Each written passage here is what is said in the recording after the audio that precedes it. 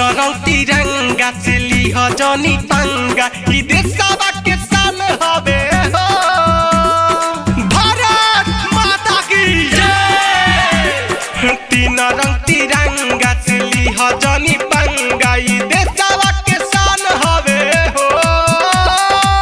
वीर सपूत से भरली हमर देशवा महान हवे हो।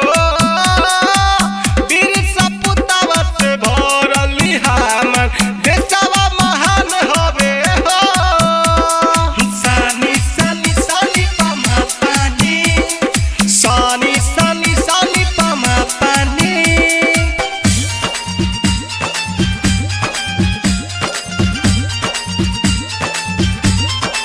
वीर सपूतवा से भरल हमर देशवा महान बावे हो।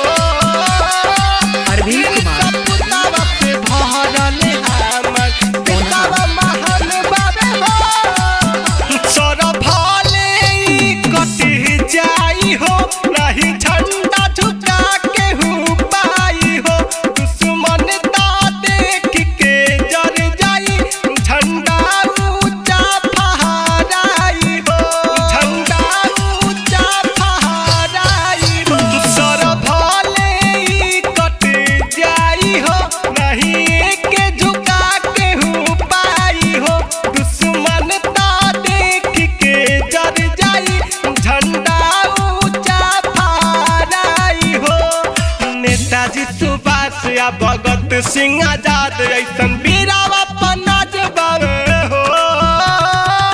वीर सपूतवा से भरल हम देशवा महान बावे हो।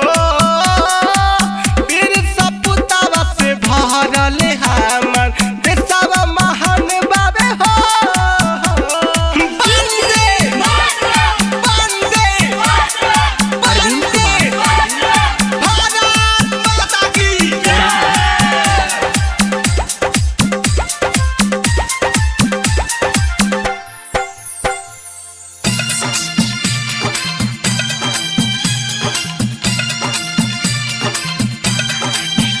पीछे से वारी करेला भारत देशवा से डरेला।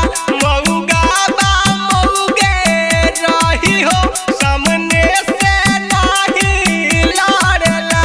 सामने से नहीं लड़ेला। पीछे से वारी करेला भारत देशवा से डरेला। मऊगा बा मऊगे रही हो सामने से नहीं लड़ेला। सोनू सामरिया या रोहित सचिन तो करत गुणगान बावे हो। वीर सपूत से भरल हम देशवा महान बावे हो। वीर सपूतवा से भरल हमर देशवा महान बावे हो। वंदे मातरम।